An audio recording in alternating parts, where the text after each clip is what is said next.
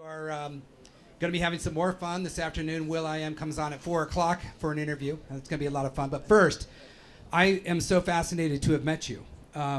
Frank Song is an American entrepreneur and a huge success story. He's built companies that are valued in the billions. He has driven so much value for the industry, recognized regularly as an Inc. 5,000 fastest growing company. He defines what success means as an entrepreneur. He chose an industry around education and led an education platform. But I think first and foremost, Frank, what I want to do is I would like to take us back to when you were a teenager. And I actually did some fundraising work with Better Homes and Gardens magazine around raising money for homelessness. What I learned is most of homelessness is homeless families living behind a church or in a grocery store parking lot in a car with 3 or 4 kids in a car. What we see of homelessness is people on the street begging for money, but what we don't see are hungry kids in cars, sleeping in the basement of churches, shelters. Frank, I was so just moved by your story. Take us back to when you were 14, 15 years old. Yeah, most of my time, Yep, there you go. most of my time when I was 14, 15 was actually sleeping in Walmart. So I was doing that for a long period of time and unfortunately on the streets as well.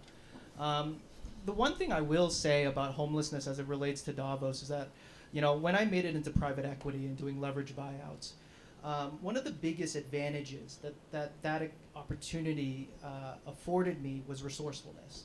And that's what a lot of people don't understand about homelessness, is that in this day and economy, and especially with AI and everything that's going on, resourcefulness is one of the most important competitive advantages. More importantly, when you're investing in a company, you really want to look at what we call return on equity, right? And return on equity is basically resourcefulness, right? How do you use a team and have more revenue per employee? How do you take on an incumbent in a market and be able to win? Well, that's what homeless people do every day, right?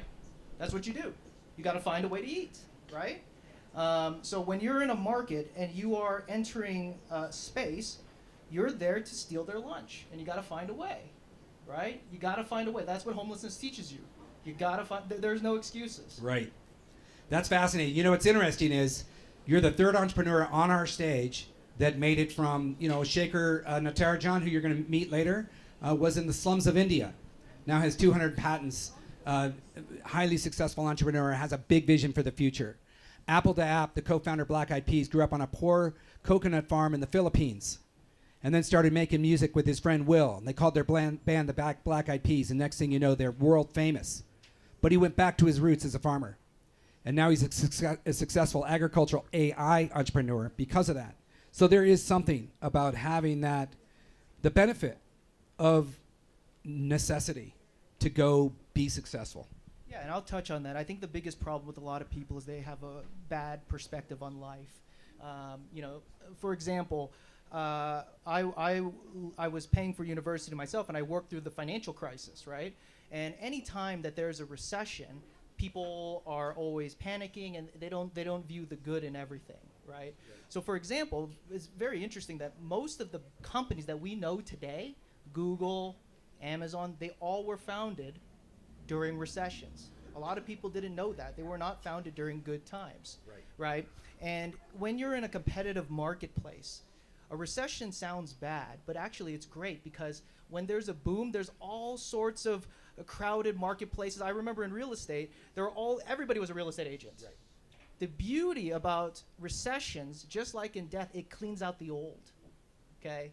So a lot of people have to look at the positive, that when you have a recession, you're cleaning out the market from the people who are not adding value to that ecosystem, right? Because the top people who are actually adding value to the market and the economy, they don't have a hard time in a recession, right? Like if you're a salesperson and you drive sales, well, what does a company need in a recession?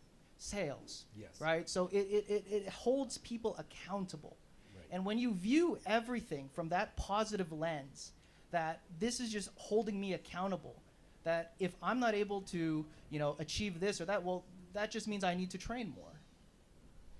Frank, can you take us back to the moment when you realized your life was, the story arc of your life was actually changing? Do you remember that time in your life?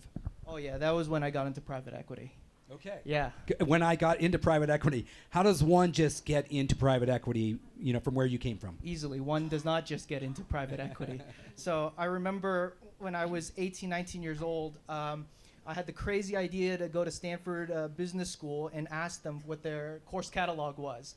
And I started studying financial and valuation modeling at 18, 19 years old. I was standing in front of Bentleys and Rolls Royces and asking people, hey, how did you do this? And a lot of them said, investment banking, private equity. I said, okay, well, there's a clue here, right? But for 3 years straight, I emailed almost every managing director on every continent, except for Antarctica. Unfortunately, there's no investment banks there. Private equity firms. It's not too late. And I think the hardest currency in this day and age, because we always talk about AI, we talk about all these things. The biggest currency and the most valuable currency is not. It is time. It for sure is not money. That's very easy. It's somebody believing in you. That is the hardest currency.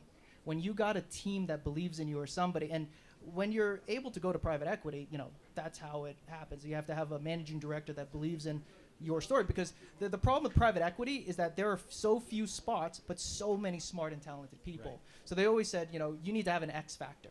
Right. Being smart, being from Stanford, so what?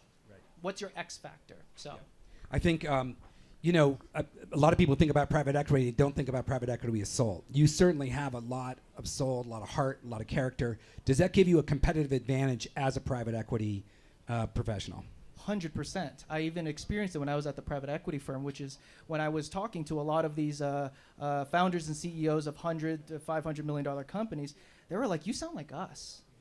We get calls all the time from these guys who graduate all these Ivy League schools, and they just see us as numbers on a spreadsheet, right? And I said, well, yeah, because I've done what you've done. Right. I understand what it's like to have to make optimizations while also keeping the human component on, right? In private equity, it's very easy to look at a spreadsheet and be like, oh yeah, just fire half the staff and we'll have some more profits. But those are real people, right? And a lot of times the biggest problem is that people are not thinking in terms of decades, right? And that was a very interesting way that I started realizing, is that you can tell how wealthy somebody is by how many years that they plan, right? Unfortunately, when you're homeless, you think about, I need money today, right? When you got something going, you're working paycheck to paycheck, I need money next month, right? But real investment is thinking about things 5, 10, 20 years down the line. That's right. And that's what was missing. And, believe it or not, when you do good things for good people, you get a lot of easy referrals. So it becomes the best deal flow mechanism when you just do right things. Frank, we've learned a lot in a very short period of time here. We're going to wrap up this conversation. But if you could give us your positive outlook based on where we are, where artificial intelligence is going, leave us with your vision about how this unfolds and actually benefits humanity. Oh, yeah. That's very interesting about artificial intelligence, because obviously I did the tech investing. Artificial intelligence can benefit humanity in obviously very profound ways by utilizing big data sets to be able to come up with things that would take humans more time. Yes, that's undeniable. The problem is that, as we know, AI models hallucinate. So when I call AI models drugs, right? It's the drugs for the mind. And just like luxury I call a drug, right? It makes you slower. I met a lot of people who grew up very wealthy. I'm not going to raise my son the same way, okay? So with AI, it makes you mentally lazy. And if you don't know the concept, you don't even know it's hallucinating. The only reason we as humans know it's hallucinating is because we actually know the topic. So imagine that when these kids are growing up, they don't even know the topic. They don't even know it's hallucinating. So one of the biggest things that I've always told, especially young people in this day and age, is that everyone has become more and more soft, that it's become easier to be successful. So, for example, we've seen this trend happen with smartphones, right? Focus is now a competitive advantage for kids. That was not for you and me. But now, if you have a kid that can focus more than a kid that's on TikTok who's constantly like this, that's a competitive edge. Yes. So in this day and age, the irony is the kids should not be using AI, because that's your competitive. The more you can critically think, and the other competitors in the marketplace has to rely on this mental crutch, you win. Yeah. So as much as I love technology, it has a great place in our life. But it also allows for great opportunities for people who are deeply focused, who focus on the fundamentals of humanity, of how the brain works and how we got here as a society and as a human race, and it actually makes advantages more compounded. That's how I see what's going to happen in the next couple of years. Brilliant. I hallucinated once, but it's a different story.